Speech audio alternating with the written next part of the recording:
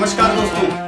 Rewa Lok Sabha seat से Congress party ने जैसे ही अपने प्रत्याशियों का नाम डिस्क्लोज करना शुरू किया है, बीजेपी वालों की सांस थमने लग गई है। रीवा लोकसभा सीट के लिए कांग्रेस पार्टी की तरफ से अजय मिश्रा की दावेदारी पूरी मानी जा रही है। जहां बीजेपी ने जनार्दन मिश्रा को तीसरी बार अपना उम्मीदवार बनाया है रीवा लोकसभा सीट से, वहीं कांग्रेस पार्टी अपना प्रत्याशी घोषित करने के लिए थोड़ा सा समय ले रही है। अभी रीवा लोकसभा सीट का प्रत्याशी होल्ड पर रखा हुआ है।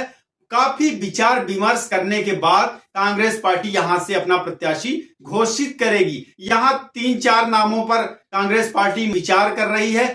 ऐसे उम्मीदवार का चयन करके नाम आगे बढ़ाएगी जो जनार्दन मिश्रा को पूरी तरह से टक्कर दे पाए और रीवा लोकसभा सीट से कांग्रेस पार्टी ये सीट जीत पाए। वैसे अजय मिश्रा बाबा ने पहले से ही अपनी तैयारी पूरी कर ली है। गांव गांव जाकर वो अपना प्रचार प्रसार करना शुरू कर दिया है उन्होंने। खासकर शहरी क्षेत्र में वो युवाओं तक पहुंचे हुए नेता हैं। अब अगर कांग्रेस पार्टी के दूसरे सशक्त दावेदार की बात करें रीवा लोकसभा सीट से, तो कांग्रेस की लिस्ट में कविता पांडे का नाम भी चल रहा है।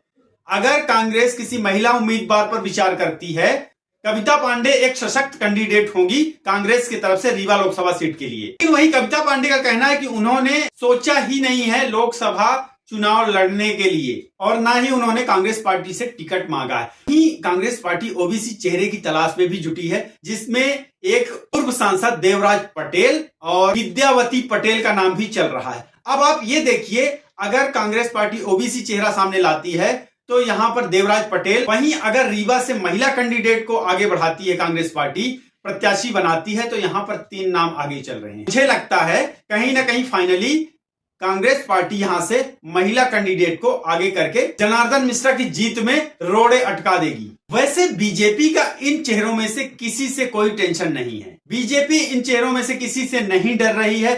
बीजेपी अभी भी राम भरोसे चल रही है और बीजेपी में राम मंदिर की वजह से फील गुड का माहौल है, क्योंकि बीजेपी कार्यकर्ताओं द्वारा यह भी कहा जा रहा है कि बीजेपी किसी भी संसदीय क्षेत्र से किसी कुत्ते को भी अगर खड़ा कर दे, अपना उम्मीदवार प्रत्याशी बना दे, तो वो भी मोदी लहर में, बीजेपी की लहर में चुनाव जीत जाएगा। बीजेपी मानती है कि भले ही लोग कहते हों कि जनार्दन मिश्रा ने कोई भी काम नहीं किया है, रीवा में कुछ भी विकास नहीं किया है पिछले 10 साल से, लेकिन रीवा कांग्रेस में भी ऐसा कोई चेहरा नहीं है जो कि जनार्दन मिश्रा को टक्कर दे सके, जनार्दन मिश्रा की पॉपुलैरिटी को थाम सके, रोक सके, क्योंकि अजय बाबा का वर्चस्व शहरी क्षेत्र तक ही है। वो अभी तक भी गांव गांव तक नहीं पहुंचे। गांव के लोग अभी भी अजय मिश्रा को इतना नहीं जानते हैं। इसी के उलट जनार्दन मिश्रा पिछले कई वर्षों से ग्रामीण राजनीति में सक्रिय रहे हैं। वो एक किसान परिवार से आते हैं। ग्रामीण क्षेत्रों में उनकी अच्छी पकड़ है। उन्होंने ग्रामीण क्षेत्रों के बच्चों को नहलाया धुलाया है, उनके नाखून काटे हैं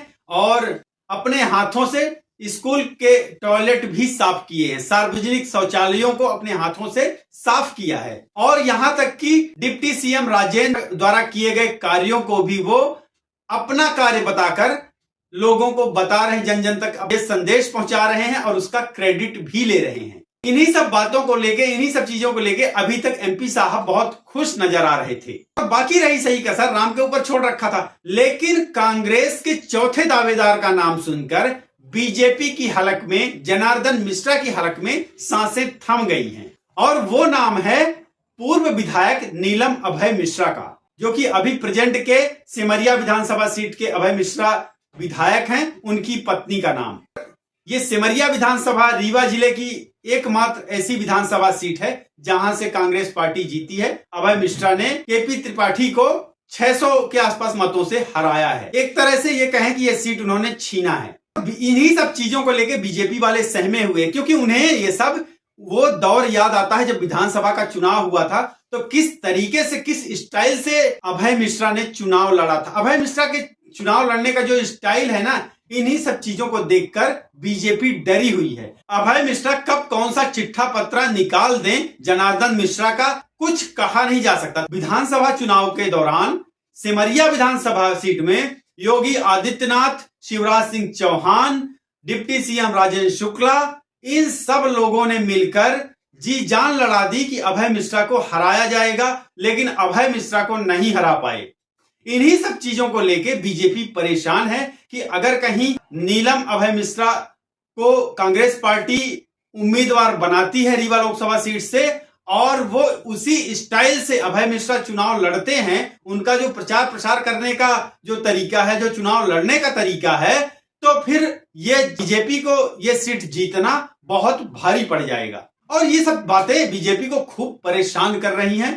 तभी तो जब तक कि कांग्रेस पार्टी नाम डिस्क्लोज नहीं कर रही है, तब तक बीजेपी के नेताओं की सांसें, जनार्दन मिश्रा की सांसें थमी हुई हैं और जनार्दन मिश्रा कहीं ना कहीं अपनी सफाई देते हुए घूम रहे हैं, बता रहे हैं कि भाई हमने तो ऐसा कुछ भ्रष्टाचार किया नहीं है। अपने आप को जगह जगह लोगों को कन्विंस करने में लगे हुए हैं। अभय मिश्रा एक अलग तरह की स्ट्रेटेजी बनाते हैं, पूरी टीम के साथ में वो चुनावी मैदान पर उतरते हैं और उनका जो तरीका है वो सभी विपक्षियों को एक बार तो डरा ही देता है। ही दूसरा प्लस पॉइंट है अभय मिश्रा के लिए। अभय मिश्रा जिला पंचायत अध्यक्ष भी रह चुके हैं, गांव-गांव तक उनकी पकड़ है, मजबूत है, लोग उनको जानते हैं और वो एक पॉपुलर चेहरे हैं। जैसा कि मैंने कई वीडियोस में बताया हुआ है, रीवा जिले में राजेंद्र शुक्ला के बाद सबसे चर्चित चेहरे हैं अभय मिश्रा। और सबसे खास बात बताएं, उनका जो सीधा सटीक सरल जो बयान आता है ना, वो अपने भाषणों में भी सीधा सटीक बयान देते हैं,